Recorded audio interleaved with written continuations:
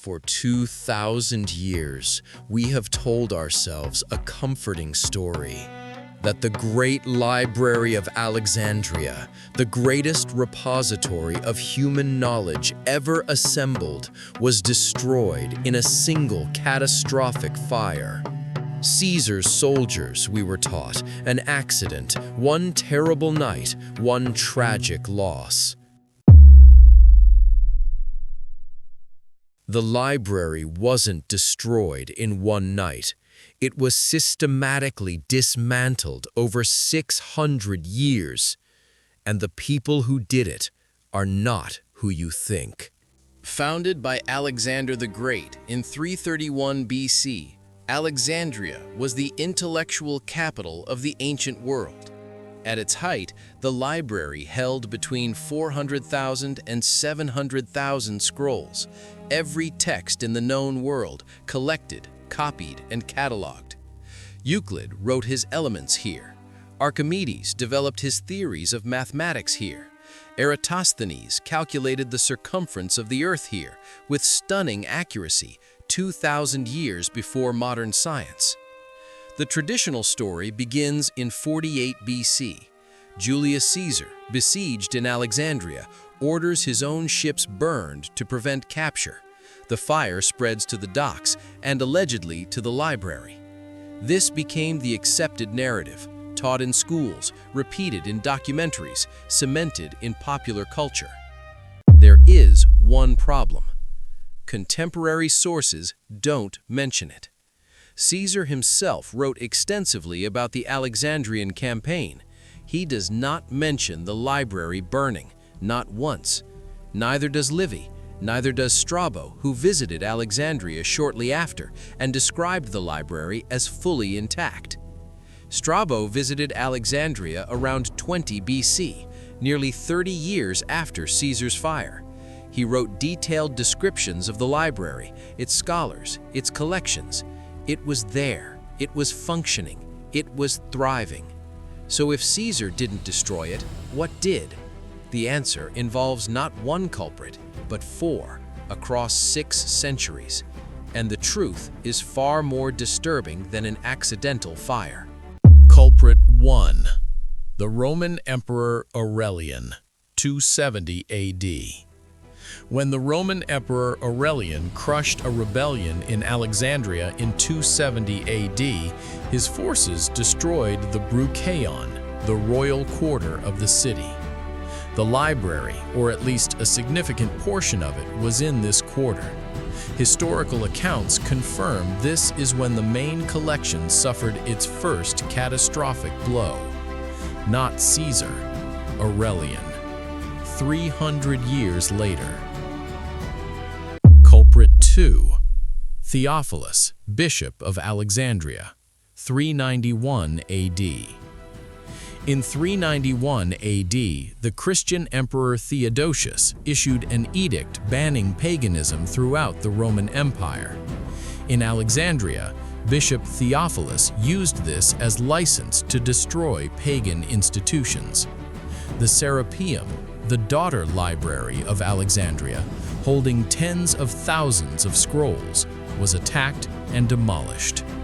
The historian Orosius, writing shortly after, confirms the empty shelf marks were still visible when he visited. Empty shelves, the marks of what was once there, still visible in the wood, and absence that screamed louder than any fire. Culprit III, the murder of Hypatia, 415 AD. Hypatia was the last great scholar of the Alexandrian tradition, mathematician, astronomer, philosopher, the final living link to the library's intellectual heritage. In 415 AD, a Christian mob, allegedly incited by Bishop Cyril, dragged Hypatia from her chariot, murdered her in the streets, and burned her manuscripts. After her death, the remaining scholars of Alexandria fled the city. The intellectual community, the human library, the minds that preserved and extended the knowledge, scattered across the ancient world never to reassemble. Culprit IV, the Arab conquest of Alexandria, 642 AD. When the Arab general Amr ibn al-As conquered Alexandria in 642 AD, the Caliph Omar is reported to have issued his infamous decree about whatever scrolls remained. If these writings agree with the Quran, they are useless.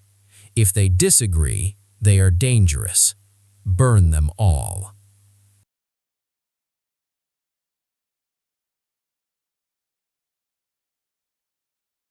Historians debate whether Omar actually said this, but what is not disputed is that whatever survived of the library's collection by 642 AD, likely a fraction of its former glory, was gone by the end of the Arab period.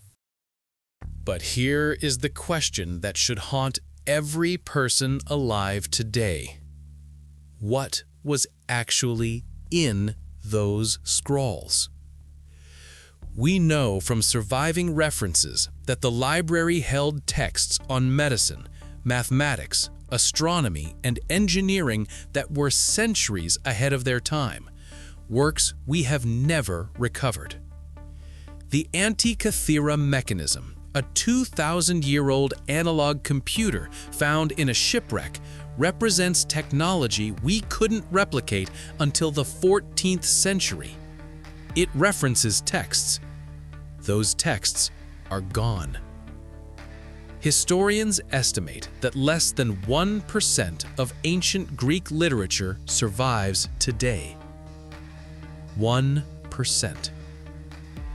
We are living inside the aftermath of the greatest intellectual catastrophe in human history.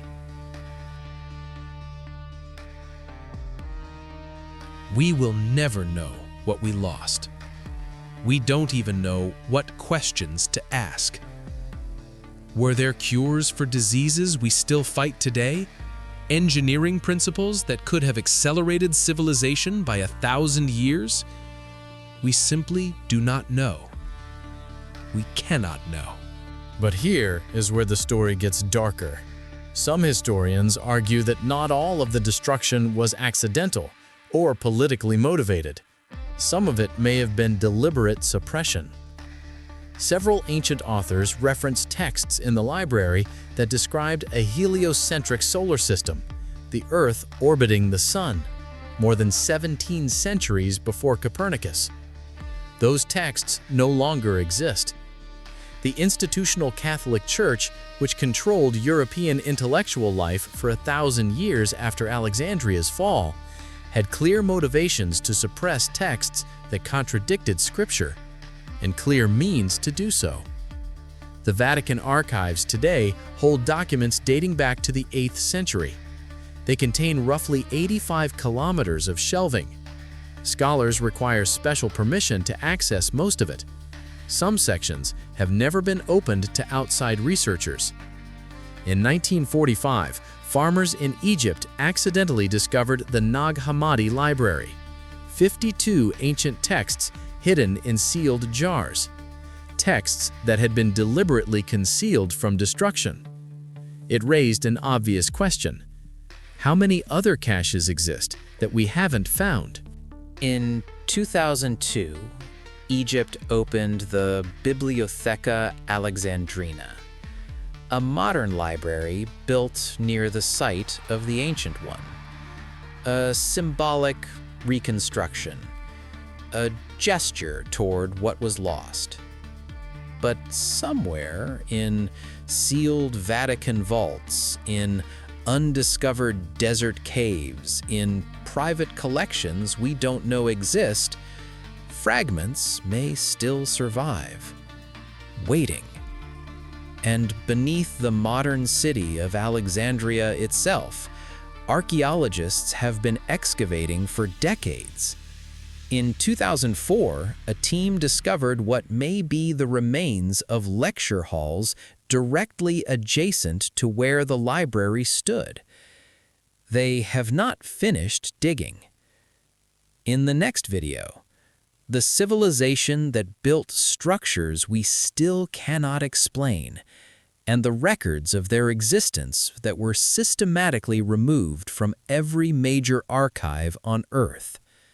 Subscribe for more, and leave a like if you liked the video.